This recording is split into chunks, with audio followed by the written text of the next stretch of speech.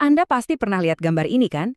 Piramida hierarki kebutuhan Maslow, mungkin di buku pelajaran, seminar, atau seliweran di media sosial. Gambar ini udah kayak simbol paten buat motivasi manusia. Tapi, gimana kalau saya bilang, cerita di balik piramida ini sebetulnya keliru? Yuk, kita bongkar salah satu mitos terbesar dalam dunia psikologi. Nah, ini dia piramidanya. Kelihatannya logis banget kan? Rapi dan simple, kan?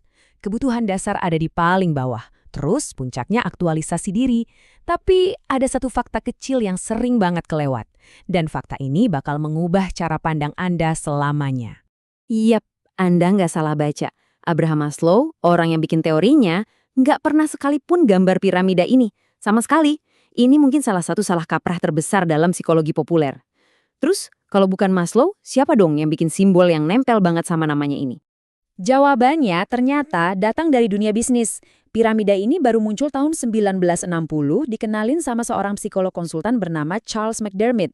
Tujuannya praktis banget, menyederhanakan ide Maslow yang sebetulnya rumit, biar gampang dipahami sama manajer buat motivasi karyawan. Jadi ini tuh cuma simplifikasi, sebuah alat bantu, bukan teori aslinya. Oke, sekarang kita lupain dulu deh piramida yang keliru itu. Yuk, kita balik ke sumber aslinya. Tulisan Maslow dari tahun 1943. Jadi, seperti apa sih teorinya kalau nggak pakai bentuk segitiga yang kaku itu? Nah, ini dia inti idenya Maslow. Menurut dia, motivasi kita itu geraknya bertahap. Jelas kita mulai dari yang paling dasar dulu. Makan, minum, tempat tinggal, pokoknya yang bikin kita bertahan hidup. Kalau itu udah aman, fokus kita geser ke rasa aman. Setelah kita merasa stabil, baru deh kita cari koneksi, pertemanan, dan rasa cinta. Habis itu kita butuh dihargai. Dan di puncaknya, saat semua itu udah relatif stabil, muncullah dorongan buat jadi versi terbaik dari diri kita. Itulah yang namanya aktualisasi diri. Dan di sini nih, teorinya mulai jadi lebih dalam. Maslow ngebedain dua hal penting. 4 kebutuhan pertama, dari fisiologis sampai penghargaan, dia sebut kebutuhan kekurangan. Artinya, motivasi kita muncul karena kita kurang sesuatu. Kita lapar, makanya kita makan. Kita kesepian, makanya kita cari teman. Tapi aktualisasi diri itu beda cerita. Itu adalah kebutuhan pertumbuhan yang muncul bukan karena kekurangan, tapi murni dari keinginan di dalam diri untuk terus tumbuh. Nah, ini dia kesalahan terbesar yang disebabkan sama si gambar piramida. Bentuknya kan kayak tangga, jadi kita mikir harus beresin satu level 100% dulu, baru bisa naik. Padahal Maslow nggak pernah bilang gitu. Dia justru bilang hierarki ini jauh lebih cair. Anda nggak perlu 100% aman secara finansial buat bisa jatuh cinta kan? Kebutuhan ini tuh saling tumpang tindih. Cukup satu kebutuhan cukup terpenuhi aja, kebutuhan berikutnya udah mulai muncul jadi motivator baru. Tapi ceritanya nggak berhenti di 5 level itu loh. Seiring waktu, Maslow sendiri merasa, kok kayaknya ada yang kurang ya dari teori ini. Dia sadar kalau ada lapisan-lapisan motivasi lain yang tersembunyi, bahkan ada yang melampaui aktualisasi diri. Ya, jadi seiring berjalannya waktu, Maslow terus menyempurnakan teorinya, membuat piramida pemikirannya ini jadi makin tinggi dan lengkap. Inilah lapisan-lapisan yang sering banget dilupain orang. Dia nambahin kebutuhan kognitif, yaitu rasa penasaran kita yang nggak ada habisnya. Lalu ada kebutuhan estetika, apresiasi kita sama keindahan, seni, dan harmoni.